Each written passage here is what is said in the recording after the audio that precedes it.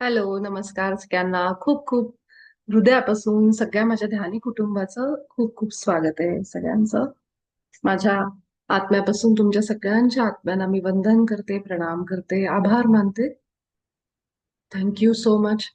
आपल्या सगळ्यांचे सद्गुरू, आपल्या सगळ्यांचे एंजल्स, दिव्य शक्ती, आपला हायर सेल्फ, सगळ्यांचा उच्च आत्मा, त्यांच्या सगळ्यांचे अनेक अनेक अनेक आभार आहेत. तर काल आपण जिथं थांबलो होतो ज्या विषयावर, तो विषय आपण घेऊ. आय होप ज्यांना उच्च आत्म्याबद्दल थोडी माहिती नाहीये किंवा ज्यांनी ऐकलं नाही त्यांच्यासाठी सांगते फक्त. आता जर जॉईन नसेल झाली म्हणजे मावशी वगैरे ज्यांना काल प्रश्न होता तर त्यांना आपण रेकॉर्डिंग पोचवूच किंवा जॉईन पण होतील थोड्या वेळाने. तर उच्च आत्मा ज्याला आपण इंग्लिशमध्ये हायर सेल्फ म्हणतो, हे माझंच एक व्हर्जन आहे जे फ्युचरमध्ये भविष्यामध्ये ते आहे, कुठंतरी अस्तित्वात आहे.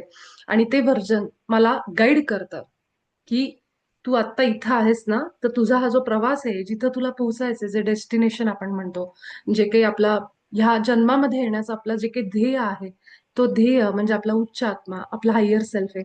मी आता ह्या वाटेवर आहे आणि मला ते तो हायर सेल्फ, तो जो आपला ठरलेला प्लॅन असतो आपल्या सोलचा, त्या प्लॅन प्रमाणे पुढं पुढं पुढं जाण्यासाठी तो उच्च स्व उच्च स्व मीच पण उच्च स्वरूपामध्ये तो मला मदत करतो.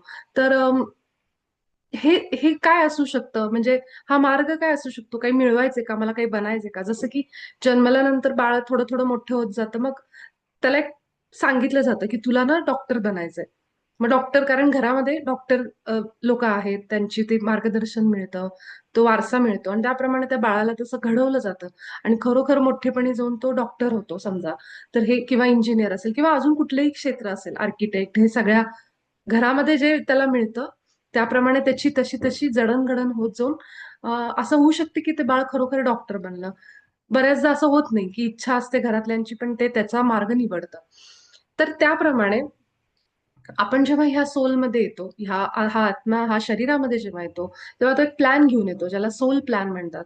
आणि ठरवतो की ह्या जन्मामध्ये मला जे मी मागच्या गत जन्मामध्ये जर कुणाला त्रास दिलाय, जिथं मी कमी पडले, हे गुण शिकायला, करुणा मला नाही शिकले मी, निस्वार्थी सेवा करणं मी शिकले नाही. प्रत्येक वेळेस जेव्हा जेव्हा सेवा केली तेव्हा त्याच्या बदल्यात काहीतरी स्वार्थ होता, काहीतरी मागितलं कुणाकडून तरी. असे अनेक अशा भावना मला अजूनही शिकायच्या राहिल्या. असे गुण माझ्यामध्ये नव्हते जेव्हा मी गत जन्मामध्ये होते. मग त्यावेळेस आपला आत्मा हे प्लॅन घेऊन येतो की ह्या जन्मामध्ये मी हा रोल प्ले करेन आणि मी हे शिकेन. आणि त्याप्रमाणे त्याच्या आयुष्यात वेगवेगळे रोल कॅरेक्टर येत जातात, त्रास देणारे, दुःख देणारे, असे करत करत येत जातात आणि तो शिकत जातो त्याच्यातनं. आता हे झालं आत्म्याच्या लेवलला. पण आपण जेव्हा देहामध्ये येतो, खरोखर ती रियालिटी फेस करायला लागतो, तेव्हा मात्र भयंकर त्रास होतो. हे सगळं सहन करताना, हे ह्या जन्मामध्ये येऊन हे सगळे भोग भोगताना, तेव्हा असं वाटतं कुठून जन्म मिळाला मला असला, का बरं देवानी मला हे असलं दिलं असेल दुःख, असे अनेक विचार येतात. आपण आपल्या दैवाला, नशिबाला खूप दोष देतो. तर हा एक नॉर्मल सगळ्यांचा जर्नी असतो. त्याच काळामध्ये जर समजा आपल्याला या गोष्टी समजल्या, कुठून तरी कानावर आल्या, रेकीसारखे शब्द आले, ध्यानासारखे शब्द आले, आत्मसाक्षात्कारासारखे शब्द आले आणि कुणीतरी असं सांगणार आपल्या आयुष्यात भेटलं, जेव्हा आपला हा जर्नी संपत आलेला असतो तेव्हा आपल्याला अशी कुणाची तरी भेट होते आणि आपण आत्मजागृतीच्या, आत्मसाक्षात्काराच्या मार्गामध्ये येतो. जिथं आपल्याला समजायला लागतं की हे कुठं ना कुठं तरी ह्याची जी स्क्रिप्ट आहे या पिक्चरची, ही मीच लिहिली आहे. मीच ह्या लोकांना माझ्या आयुष्यात इन्व्हाइट केलंय, जी लोक मला त्रास देत आहेत.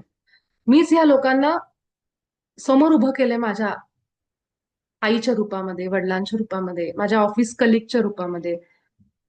आणि त्यांना सांगते की तुम्ही असा त्रास द्या मला, जेणेकरून मला ते शिकता येईल, जेणेकरून माझा सोल ग्रो करेल, त्याची डेव्हलपमेंट होईल, त्याची प्रगती होईल. तर हे सगळं मी जेव्हा वाचायचे युअर सोल्स प्लॅन मध्ये वगैरे ह्या पुस्तकांमधून, तेव्हा अम, खूप गोष्टीच उलगडत गेल्या हळूहळू, डीप मध्ये जायला लागले, समजून घ्यायला लागले आणि त्यातच महावतार बाबाजी भेटले. महावतार बाबाजीने तर डोळेच उघडले पूर्णपणे की आपण जेव्हा दुसऱ्याला माफीचं ते जे करतो, क्षमा या म्हणजे माफी मागतो किंवा त्यांना माफ करतो, तर महाअवतार बाबाजींच्या पुस्तकात खरं तर असं लिहिलेलं आहे की कुठल्याच गोष्टीसाठी दुसऱ्याला जबाबदार धरू नका. कारण ते सगळे रोल प्ले करतायत त्यांचा त्यांचा.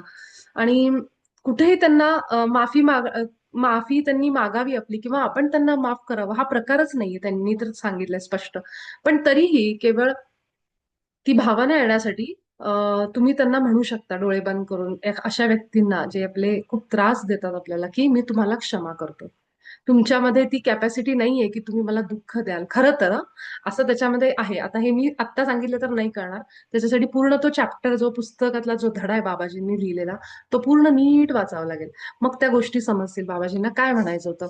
पण थोडक्यात काय, की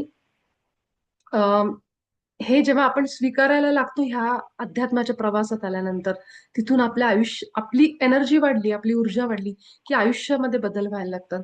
अशी लोक आपल्या आयुष्यात यायला लागतात. असे लोक अजून आपल्याला अनुभव सांगतात, अजून त्यांचं ज्ञान आपल्यापर्यंत देतात. आणि मग हे ज्ञान पुस्तकांच्या रूपात असतं. कुणीतरी असंच भेटतं आणि सांगतं, हे पुस्तक वाच, या पुस्तकाने तुला खूप छान वाटेल. आता ज्या सिच्युएशन मध्ये तू आहेस, दुःखात आहेस, प्रॉब्लेम मध्येस, तर तू हे पुस्तक जरूर वाच. हे पुस्तक तुला कुठेतरी मदत करेल. आणि हे सांगणारा व्यक्ती सुद्धा एक रोल प्ले करतोय. मला मला असं नेहमी वाटायचं लहानपणी, जेव्हा रामायण असेल, महाभारत असेल, ह्या कथा बघताना नेहमी प्रश्न पडायचा, एक सगळ्यात महत्वाचं कॅरेक्टर होतं या सगळ्या आपल्या कथांमध्ये. आणि ते कॅरेक्टर म्हणजे नारद मुनी. नारद मुनींना कळीचा नारद आपण म्हणतो. पण विचार करा, नारद मुनींना केवढं मोठं काम दिलं होतं भगवंताने, की जाऊन त्या व्यक्तीला मुद्दामून जाऊन सांगणे ती गोष्ट. मग बऱ्याचदा जेव्हा नारद मुनींकडून ह्या गोष्टी कळायच्या, तेव्हा ती देवी असेल, देवता असेल, रागाला यायची. असुर रागाला यायचे. खास करून देवांमध्ये जे प्लॅनिंग चालू आहे ते जाऊन ते असुरांना सांगायचे. आणि मग तो असुर चिडायचा, आणि मग तो त्या पद्धतीने पुढचं कार्य करायचा. म्हणजे तो आपली सेना घ्यायचा आणि समोरच्या सेनेवर जाऊन आक्रमण करणं किंवा काही असेल ते. आणि हे व्हायचं कुणामुळं? देवाचं प्लॅनिंग जे काही सिक्रेट आहे ते कोण जाऊन सांगायचं असुरांना? तर नारद मुनी सांगायचे. मग नारद मुनींना हा कॅरेक्टर, हे पात्र का तयार केलं असेल? इतके देवी देवतांबरोबर राहणारे नारद मुनी, जे देवांच्या बाजूनी होते, ते असुरांना असे जाऊन गोष्टी, बातम्या का सांगायचे? गुप्तहेर असल्यासारखे त्यांना जाऊन सांगायचे की असं होणार आहे, आता तुमचं असं होणार आहे, किंवा सगळं म्हणजे जे लपलेलं असायचं सिक्रेट ते सगळं रिव्हील करायचे, ते जाऊन सांगून टाकायचे. तर मला हे नेहमी वाटायचं की का बरं नारद मुनींचा असा रोल असेल? पण तो त्यांचा रोल होता. त्यांना वाईट म्हणणं त्या अवस्थेमध्ये कुठलीही देवता नारद मुनींना कधी असं म्हणजे म्हणतो ना, फार अगदी हे झालं तर माझ्या तरी ज्ञात नाहीये, असेल पण त्यांना शाप बीप मिळाला असेल. पण असं बऱ्याचदा असं जेव्हा व्हायचं, तेव्हा कधी महादेवांनी किंवा भगवान विष्णूंनी त्यांना असं काही बोललेलं केलेलं रागात, की तुम्ही असं का केलात, असं का वागलात, जाऊन तिकडं का सांगितलं? असं मला आठवत नाही सिरियल मध्ये असं दाखवलंय का. तितकं माझं नॉलेज नाही की जसं काही घडलं असेल, एखादा शाप बीप मिळाला नारद मुनींना. पण ते त्यांना करणं गरजेचं होतं. कारण जेव्हा ते असं करायचे, तेव्हा त्याच्या पुढच्या क्रिया, प्रतिक्रिया त्या घडायच्या. तर पुढे जाण्यासाठी, ती कथा पुढे जाण्यासाठी एक व्यक्ती आपल्या आयुष्यात असणं गरजेचं आहे. जेव्हा ती आपल्याला ट्रिगर करते, आपल्याला ती चिमटा काढते, तेव्हा आपण पुढे जातो. तर आपण जर एकाच ठिकाणी हल्लोय, आपण जर हे शिकत नाही आहोत, तर ही समोरची लोक येऊन आपल्याला बाण मारतात, टोचतात. मग आपली कथा पुढे सरकते. मग आपण काही काय असं ना, त्या भावना म्हणजे रडतो तरी, पडतो तरी, नावं ठेवतो, शिव्या देतो, जे काय आपलं आहे ते व्यक्त होतो आपण. आणि मग त्यातनं आपली कथा पुढे सरकते, आपली कहाणी, आपली स्टोरी पुढे सरकायला लागते. की आपण धडा घेतो, की अशा व्यक्तींना मी ह्याच्या पुढे आयुष्यात कधीही जवळ करणार नाही. कारण ह्या व्यक्ती अशा प्रकारे फसवणूक करतात. तोंडावर चांगलं बोलतात, मागे वाईट बोलतात. हा धडा मी घेतला. हा माझा धडा आहे. हे माझ्या सोलला शिकायचंय. कदाचित मागच्या जन्मामध्ये मी अतिशय भोळसट, कुणावरही पटकन विश्वास ठेवणारी, कुणावरही हे करणारी, आणि त्यामुळं मी स्वतःचं रक्षण नाही करू शकले. मग ते रक्षण, आत्मरक्षण करण्यासाठी, म्हणजे स्वतःचं रक्षण करण्यासाठी मला ह्या जन्मामध्ये अशी लोक भेटतील, जी वारंवार मला फसवेगिरी करतील, वारंवार मला मागणं वार करतील. मग त्यावेळेस मी शिकते की नाही, हे आपलं उच्च स्व ह्याची काळजी घेतो. आपला सोल प्लॅन ह्याप्रमाणे बनलेला असतो, की अशा घरामध्ये जन्म होतो, की जिथं अम, ह्याचं म्हणजे काय म्हणतो, कोणी शिकवण देत नाही. मग तो स्वतः शिकतो की कसं स्वतःचं रक्षण करायचं अशा फसव्या लोकांपासून. हे एक छोटा भाग झाला उदाहरण. तर असे अनेक उदाहरणं आहेत प्रत्येकाच्या आयुष्यामध्ये. इथं कुणीतरी काहीतरी काहीतरी शिकत असतं ह्या माणसांकडनं. कारण विचार करा, जर अशी माणसंच आपल्या आजूबाजूला नसली असती, आपण एखाद्या फुलाप्रमाणे राहिलो असतो, कुठून कशाचा काही त्रास नाही, सगळं अगदी सुरळीत आहे, सगळं असं मजेत आहे, सगळं छान चाललंय, तर तो जो धड शिकायचा जो काळ आहे, तो आपल्याला शिकणं झालं नसतं. आपण जे शिकायला आलोय, जे काही भावना फील करायला आलोय, अनुभव करायला आलोय, हे आपलं सगळं निसटून गेलं असतं. आणि म्हणून प्रत्येक आत्मा असा शिकायला येतो इथं. आणि काही आत्मे असे पण येतात की ज्यांचं सगळं शिकून झालंय, ते पुढच्या प्रवासाला त्या आत्मसाक्षात्कारी आहेत ऑलरेडी. पण माझी कुणीतरी एक अशी जवळची व्यक्ती आहे जिला काहीतरी शिकायचं राहिलंय, तर तिच्या सोल प्लॅन मध्ये काही आत्मे स्वतःहून पुढाकार घेऊन येतात की आम्ही तुला मदत करू. आणि म्हणून ते येतात. हे त्या सोल प्लॅन पुस्तकामध्ये सगळं दिलेलं आहे की कसे ते आत्मे सगळं त्यांचं धडे शिकून झाल्यावरही केवळ दुसऱ्याला मदत करण्यासाठी येतात आणि त्यांच्या आयुष्यामध्ये त्यांना सपोर्ट करतात. त्यांना कुठल्या तरी रूपाने येऊन, आई असेल, वडील असेल, बहीण असेल, भाऊ असेल, पुश करतात पुढे जायला की तू जा, हे कर, हे तुझं पेंटिंगचं असेल, कुणाला आवड, त्याला ते भाग पाडतात, प्रोत्साहन देतात. डान्सर असेल कोणी चांगला, आणि मग तो व्यक्ती डान्स शिकतो, त्याच्यात नाव कमावतो, वर जातो, एकदम त्याचं जे आत्मसमाधान म्हणतो ना, ते त्याला मिळायला लागतं, यश मिळतं त्याला. आणि मग त्याचा सोल जर्नी कंप्लीट होतो. म्हणजे त्याला ज्याच्यासाठी जन्म घेतलाय, की कलेतून प्रसिद्धी, हे माझं जर सोल प्लॅन आहे या जन्मामध्ये, की मला एखादी कला शिकायची आणि त्यातनं मी प्रसिद्धी मिळवणार, पैसा अमाप मिळवणार, हा माझा सोल प्लॅन आहे, दुसरं काही नाही, ना अध्यात्म ना काही नाही. मग तो हेच करतो या जन्मामध्ये. मग त्या सोल प्लॅन प्रमाणे तो आत्मा हे सगळं शिकतो, समोर येतो स्टेजच्या समोर. काही लोकांना 4 लोकांसमोर बोलायची भीती असते, मग हा सुद्धा अडथळा आहे. हे पण तुम्हाला काहीतरी शिकायचंय. तुम्ही जर ती भीती तोडली नाही, तो फिअर ब्लॉकेज काढला नाही, आणि 4 लोकांसमोर स्टेजवर येऊन जर बोलला नाही, तर मग तुम्हाला ते, जोपर्यंत तुम्ही शिकत नाही तोपर्यंत असे प्रसंग येतात की समोर जाऊन बोलावं लागतं. ऑफिसमध्ये सारखे सारखे प्रेझेंटेशन, सेमिनार, काहीतरी काहीतरी अशा घटना घडतात आणि तेच तेच प्रसंग यायला लागतात आणि आपण सारखे पळायला लागतो.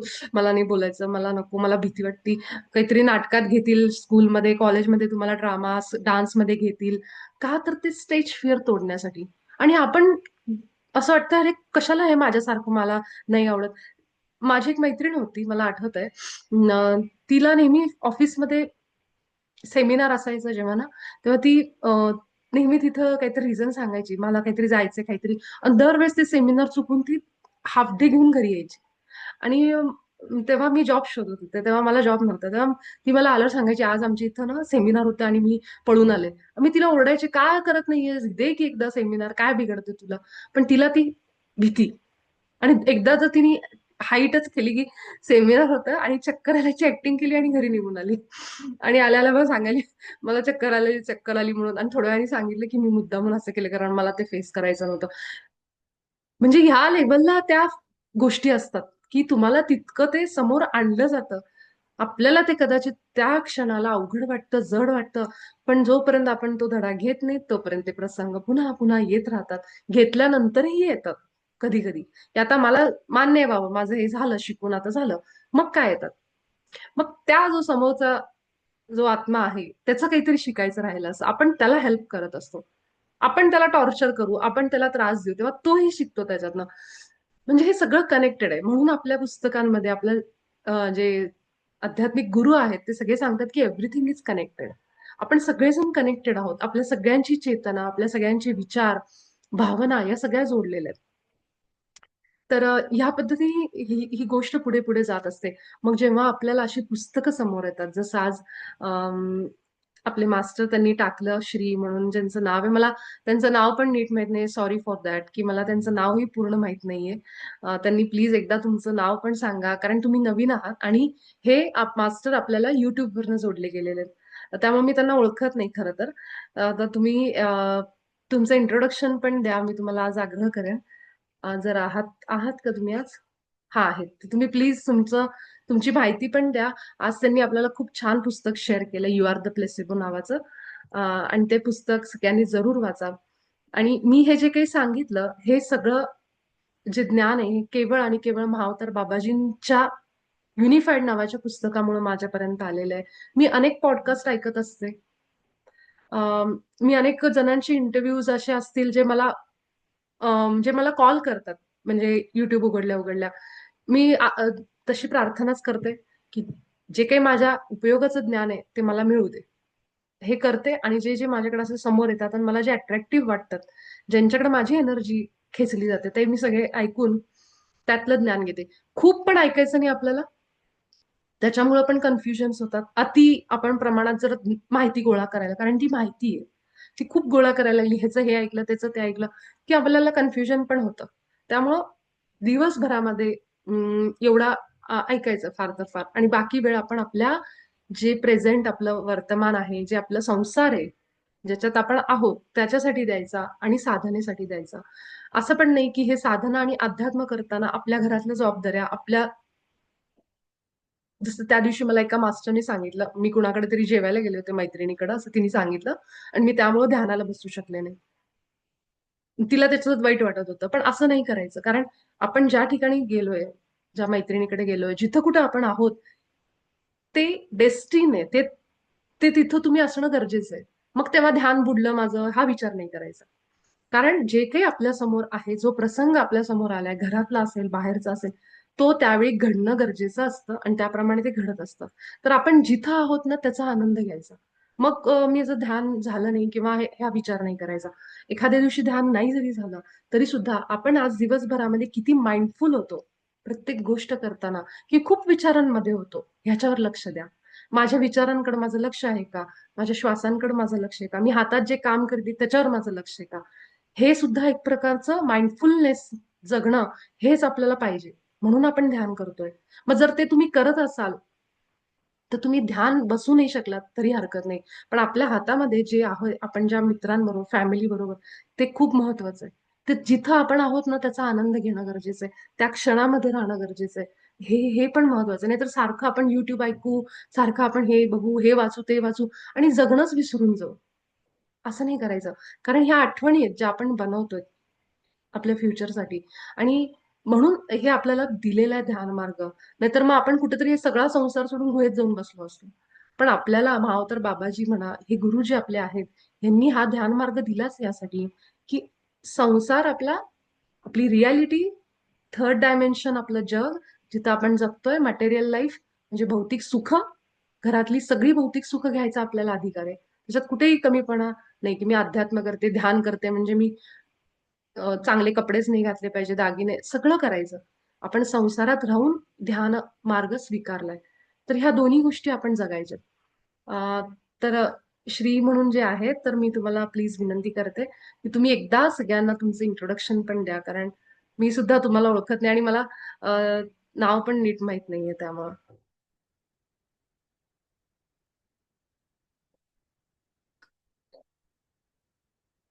अच्छा.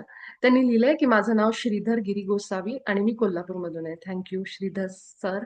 Thank you so much. तुम्ही ग्रुपमध्ये जॉईन झालात आणि मला ह्याचा आनंद आहे की तुम्ही युट्यूबवरनं टाकून तुम्ही या ग्रुपमध्ये आलात, आणि जशी सगळ्यांची एनर्जी आहे तशीच तुमची पण एनर्जी मला फील होती, की तुम्ही अतिशय पॉझिटिव्ह वाईब्सनी ग्रुपमध्ये आलात. त्यासाठी मी तुमचं हृदयापासून आभार मानते आणि खूप स्वागत करते आमच्या सगळ्यांमध्ये. कारण स्त्रियांची मेजॉरिटी आहे. ओके. वय त्यांचं 29 आहे. Thank you so much. म्हणजे लहान आहेत तुम्ही माझ्यापेक्षा. ठीक आहे. तर थँक्यू की तुम्ही असे छान छान पोस्ट पण टाकत असता, आणि तुम्ही ध्यानाशी आधीपासून जोडलेले आहात असं मला वाटतं तुमचं एकंदर सगळं बघून. So thank you so much. आणि एक आज मी टॅरो घेऊन बसलीये. ठीक आहे. तर आपण फक्त काय करू. वाव. शेवटचं जे कार्ड आहे ना, ते खूप सुंदर कार्ड आहे ह्या टॅरो मधलं. हे अगदी कार्ड आहे, ते हे अगदी शेवटचं कार्ड आहे आणि खूप सुंदर हा कार्ड आहे. तर मी आज टॅरो मधून आपल्या सगळ्यांची सामूहिक एनर्जी बघेन. पुढच्या 8 दिवसांची आपल्याला काय सल्ला दिला जातोय, आणि आता सध्या आपली करंट एनर्जी काय आहे सगळ्यांची ह्याप्रमाणे, आणि पुढच्या 8 दिवसांमध्ये काय सल्ला दिला जातोय, काय मेजर इव्हेंट आपल्यामध्ये सगळ्यांमध्ये घडू शकतो, हे पण आपल्याला टॅरो दाखवेल आज.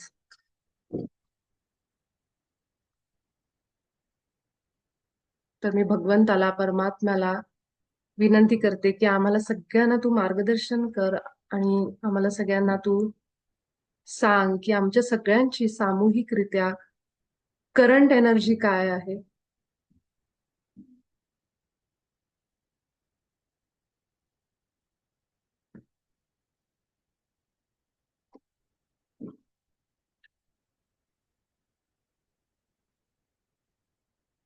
हे दोन कार्ड आहे. ठीक आहे. तर ह्या कार्ड्स मध्ये एक पहिलं जे कार्ड आहे ना, ते कार्ड मला डेव्हिल्स आहे. आणि एक जे कार्ड आहे ते फोर ऑफ वॉन्ड्सचं कार्ड आहे. म्हणजे घरामधल्या काहीतरी गोष्टींमध्ये बिझी असं मला दाखवतंय. सांसारिक गोष्टींमध्ये अडकलेलो अशी एनर्जी काहीतरी आहे. अं, हे डेव्हिलचं जे कार्ड आहे ना, ह्याचे अनेक अर्थ आहेत बरं का. तसं बघायला गेलं तर हे डेव्हिलचं कार्ड, ह्याच्यामध्ये तुम्ही बघू शकता की डेव्हिल एक राक्षस आहे आणि त्याच्या खाली दोन माणसं उभी आहेत आणि त्या राक्षसांनी त्यांना साखळदंडानी जखडलंय, असं जखडून ठेवलंय. ठीक आहे. तर म्हणजेच काय की कुठल्या तरी विचारांमध्ये त्रस्त, जखडलेलं किंवा काहीतरी एक असं म्हणजे आपण म्हणतो ना की रिपीट रिपीट गोष्टी होत आहेत. ऍडिक्शन असं व्यसन म्हणजे असं असतं ना, आपल्याला जखडून ठेवतं. त्याप्रमाणे काहीतरी गोष्टी रिपीट रिपीट होणाऱ्या आहेत अशा पद्धतीने. तर त्यातनं आपण सुटायचा प्रयत्न करतोय. आणि हे जे दाखवलंय ते हे दुसरं कार्ड आहे ते सेलिब्रेशनचं. नीलम म्हणतीये माझ्याबद्दल आहे का कार्ड. तर हे जे आहे ना, फोर ऑफ वॉन्ड्सचं जे कार्ड आहे की हे कार्ड तुमच्या घरामध्ये पण काहीतरी एक अशी एक कदाचित आता एक लग्न कार्य असं काहीतरी कार्य पण होतंय. आणि ज्याच्यामुळे तुम्ही बिझी आहात घरामध्ये असं साधारण मला दिसतंय की घरातल्या कामांमध्ये अडकून पडलेलं. मग त्या कुठल्याही गोष्टी असतील, घरातली कामं म्हणजे घरासंबंधित कामं असतील, अं, घरात कार्य असेल आणि कुठल्या तरी विचारांमध्ये सुद्धा. कारण डेव्हिल म्हणजे असुर म्हणजे हा काय करतो की तुम्हाला अडकून ठेवतो विचाराच्या एका पॅटर्नमध्ये. तो तुम्हाला सुटू देत नाही. तर त्या प्रकारे थोडी दिसतीये. आणि मला हे पण आहे की घरामध्ये काहीतरी सेलिब्रेशन कार्य अशा पद्धतीचं पण काहीतरी एनर्जी बऱ्याच जणांच्या असू शकते. काहीतरी घडतंय घराच्या प्रॉपर्टी संबंधात, डील संदर्भात, घर नवीन घेण्यासंदर्भात काहीतरी प्लॅनिंग, काहीतरी एक भेटणं सगळ्यांना परिवाराला अशा गेट टुगेदर टाईप म्हणजे असं काहीतरी एक असा समारंभ टाईप असं काहीतरी एनर्जी बऱ्याच लोकांमध्ये. आणि त्यामध्येच बिझी आहात कामामध्ये असं मला एनर्जी दिसतीये, करंट एनर्जी. आणि इथं असणाऱ्या सगळ्यांची सामूहिक आहे. ज्यांना रेझोनेट होत नाही त्यांनी थोडं हे करा. संक्रांत आली आहे त्याची कामं आहेत, बरोबर आहे. तर मी त्यासाठी अजून एक हे काढते की पुढच्या 10 दिवसामध्ये आपण पकडू की पुढच्या 10 दिवसामध्ये आपल्याला काय ऍडवाइस दिला जातोय, काय होणार आहे आपल्या सगळ्यांच्या आयुष्यात, काय ब्लेसिंग्स असतील, काय कृपा आशीर्वाद असेल, काय चांगल्या गोष्टी घडतील पुढच्या 10 दिवसांमध्ये. त्याबद्दल आम्हाला तुम्ही मार्गदर्शन करा. 3 कार्ड्स काढते.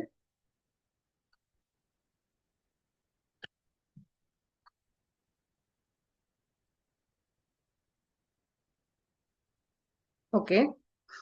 एक त्याच्यामध्ये कार्ड असं जे आलेलं आहे ना, ते 7 ऑफ हे असं कार्ड आहे. तर थोडस कुठं आपली फसवणूक होणार नाही ह्याची काळजी घ्या, किंवा आपण कोणाला चीट करणार नाहीत ह्याची काळजी घ्या या पुढच्या 10 दिवसांमध्ये. कुठेही गेल्यानंतर, बाहेर गेला असाल, आपलं सांभाळा. जे काही सोबत आपल्या वस्तू आहेत, जे काही हे आहेत, 10 नंतर, 10, 10:15 पर्यंत अशा काही गोष्टी आहेत तर त्या आपल्या हरवणार नाहीत अशा पद्धतीची काळजी घ्या. किंवा तुम्ही कुणाबरोबर अशी आपल्याकडनं काही घडणार नाही या पद्धतीने.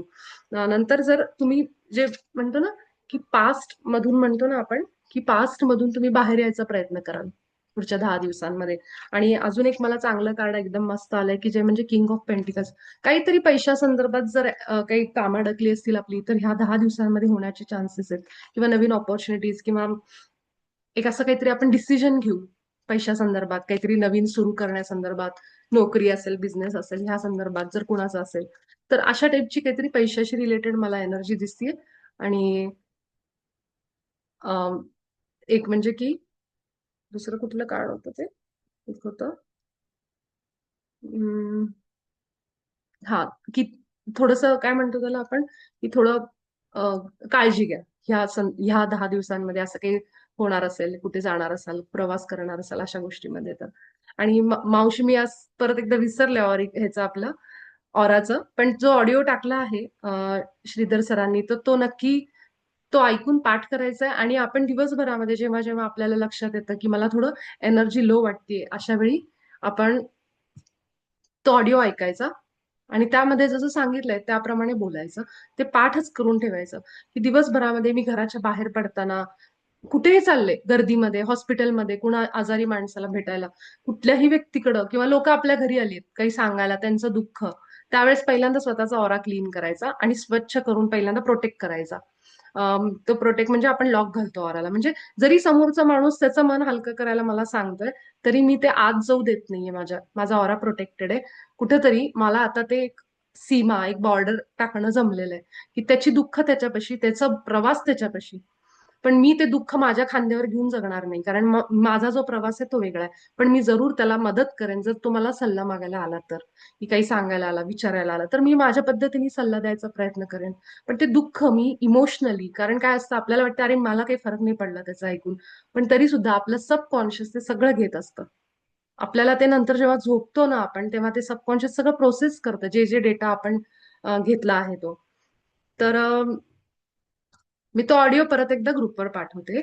श्रीधर सरांनी पाठवलाय, श्रीधरनी, पण मी परत एकदा पाठवते आपल्या ग्रुपवर. ठीक आहे. तर आपण सगळेजण आत्ता ध्यानाला बसू, थोडा वेळ ध्यान करू आणि उद्या आपण ग्रुपमध्ये रेकी घेणार आहोत. ठीक आहे. तर आज मला टॅरो करण्याचा एक हे आला होता, एक संदेश आला होता, त्यामुळे मी आज टॅरो रीडिंग केलं. तर नक्की आपण उद्या रेकीची रेकीचं सत्र घेऊ. ज्यांनी ज्यांनी ते पुस्तक वाचलं नाहीये ना, तर तुम्ही ते पुस्तक नक्की वाचा, जरूर वाचा. हिंदीमध्ये आहे. मनाली त्यांनी लिहिलंय, समोरची व्यक्ती जर आपल्याला अजून अजून त्रास देत असेल तर काय करावं, विनाकारण त्रास देतात. मी म्हणलं ना, की आता तुमचे लेसन झाले. आता त्या व्यक्तीचे काही लेसन राहिलेले असतात. त्याप्रमाणे ही गोष्ट जर चालू असेल, तर तुम्ही स्वतःलाच शांत आणि स्थिर करू शकता. समोरच्या माणसाला बदलणं अवघड आहे. तर त्यासाठी आपण स्वतःला जितकं रेकी एनर्जी हिलिंग करू शकतो आपल्यावर स्वतःवर, हा एक उपाय आपण करा. तुम्ही रेकी त्यांना पण जेव्हा देतच असाल, मला माहिती मला खात्री आहे, की तुम्ही जरूर त्यांना ते सिम्बॉल देत असाल. तर आपण अशा वेळी प्रार्थना परमात्म्याला, आपल्या भगवंताला, ईश्वराला ह्याच्या व्यतिरिक्त आपण काही करू शकत नाही.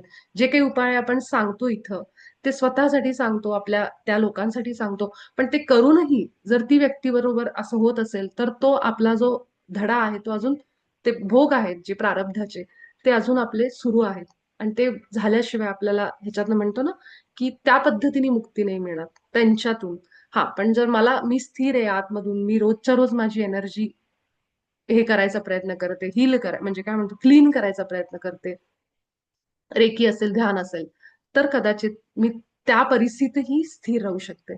आणि तुम्हाला असं वाटेल मी हे सांगते, हे कसं शक्य आहे, काय शक्य आहे, तर ह्याचं उदाहरण आठवायचं. आपले संत जे इतके म्हणजे विठ्ठलाचे एवढे भक्त होते, एवढे सगळे होते, पण तरीही त्यांना कितीतरी लोकांचा त्रास होऊन सुद्धा ते शांत आणि स्थिर राहायचे. त्यांनी जन्मच ह्याच्याकरता घेतला होता, हे दाखवण्याकरता. आणि मला असं वाटतंय अनेकांबरोबर आजच मी माझ्या एका, आणि मी हे कुठेही असं वाढवून नाही सांगत आहे, म्हणाली ते, म्हणजे की तुम्हाला वाटेल दुःख सहन करणं किती अवघड आहे, मी पण समजू शकते. पण आजच मी माझ्या एका मैत्रिणीशी, अशा मैत्रिणीशी बोलले, जिच्या आयुष्यातलं दुःख मी तुम्हाला इथे सांगू शकत नाही.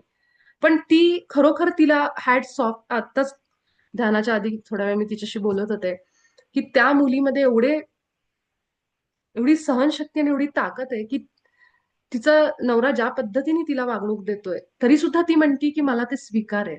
मला ते मान्य आहे. ज्या पद्धतीने तिच्या आयुष्यात गोष्टी घडतात.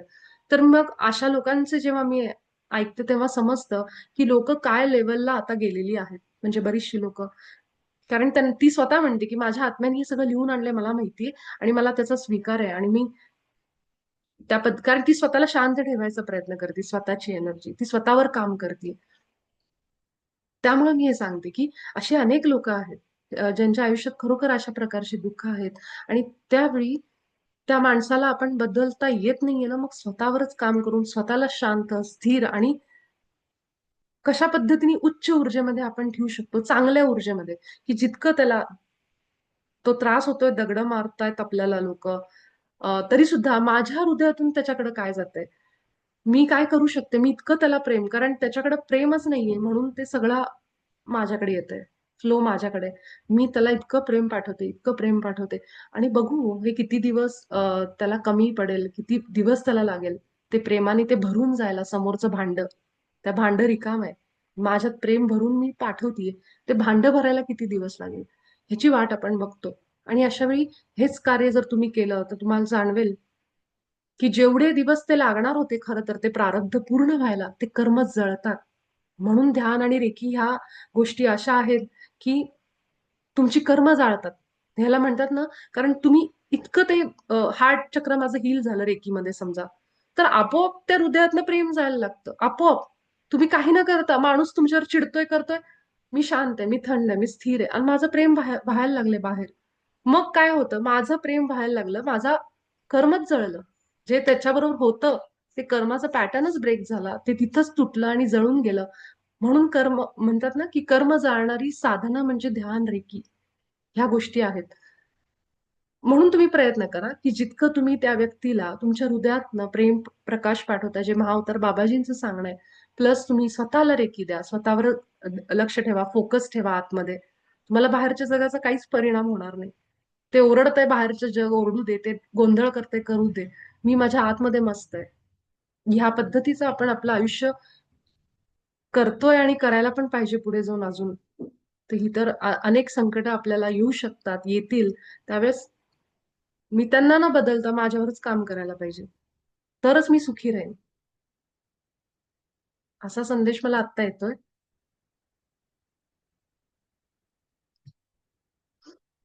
आरतीने लिहिलंय, की आपण कोणत्या स्टेजमध्ये आहोत हे पण त्या प्रसंगातून कळतं आणि आपण किती रिॲक्ट करतो.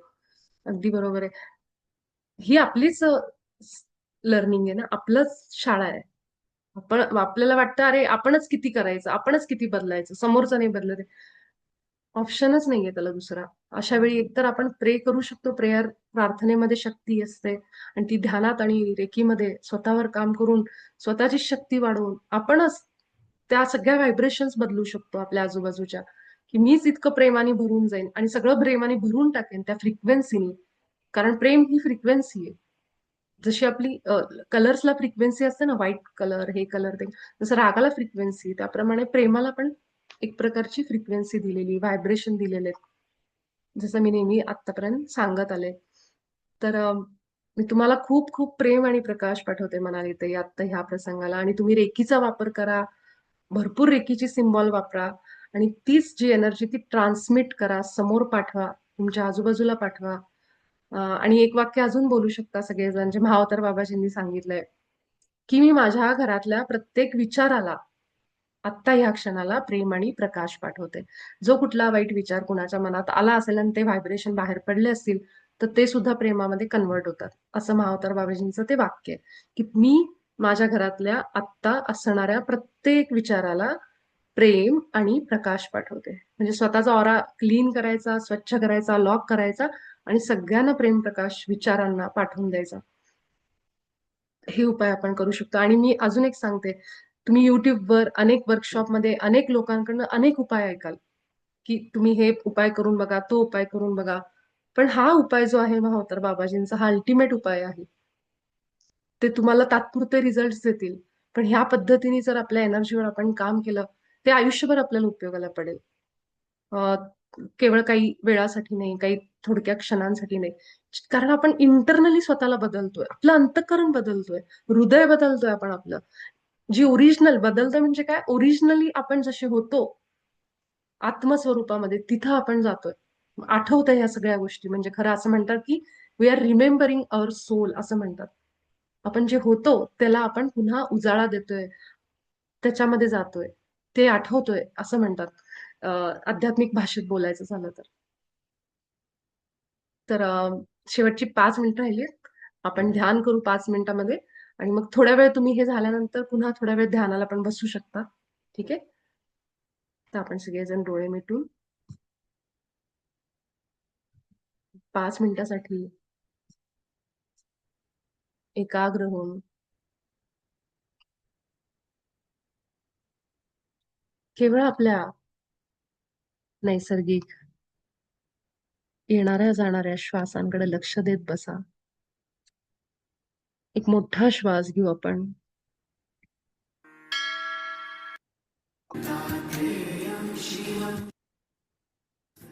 आज भगवंताची जी इच्छा होती त्याप्रमाणे हे संदेश आपल्या सगळ्यांपर्यंत पोहोचलेले आहेत.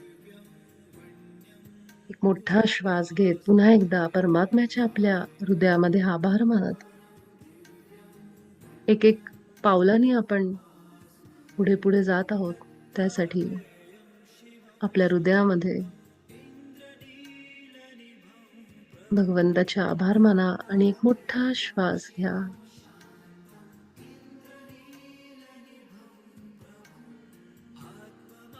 आपण भगवान श्री दत्तात्रेयांना आज आपल्या चेतनेशी जोडण्यासाठी आमंत्रण देऊ. भगवान दत्तात्रेयांची कॉन्शियसनेस, त्यांची चेतना आपल्या सगळ्यांच्या सामूहिक चेतनेशी जोडली गेली आहे. कलियुगामध्ये श्री दत्तात्रेय एकमेव अशी देवता जी प्रत्येकाच्या दुःखाचं निरसन करण्यासाठी आजही आहे.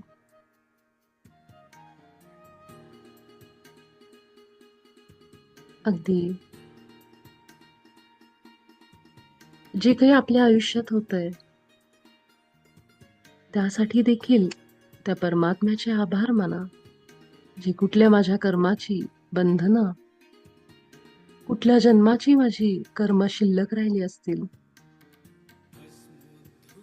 ते धडे मला पूर्ण करण्यासाठी भगवंता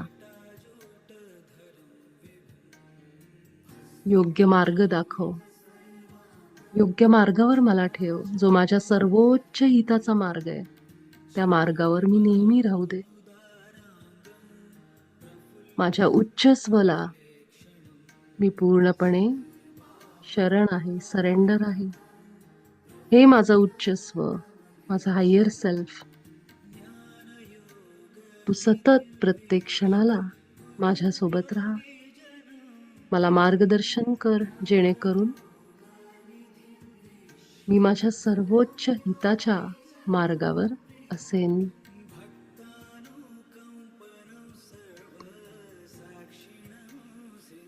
आपल्या येणाऱ्या जाणाऱ्या नैसर्गिक श्वासांवर राहा. सोबतच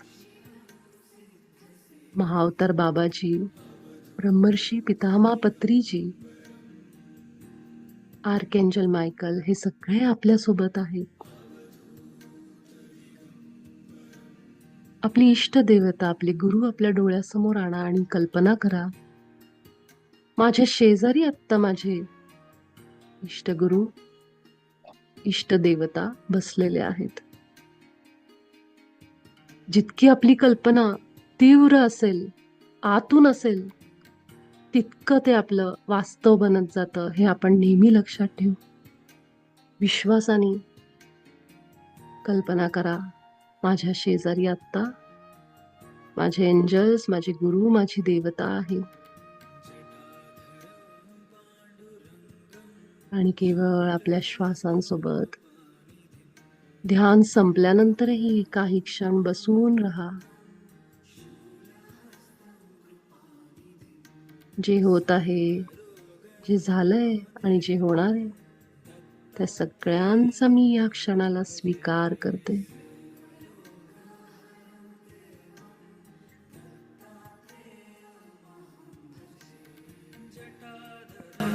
पांडुरंगं शूलहस्तं कृपानिधिं जटाधरं पांडुरंगं शूलहस्तं कृपानिधिं सर्वरोगहरं देवं दत्तात्रेयमहं भजे. सर्वरोगहरं देवं दत्तात्रेयमहं भजे.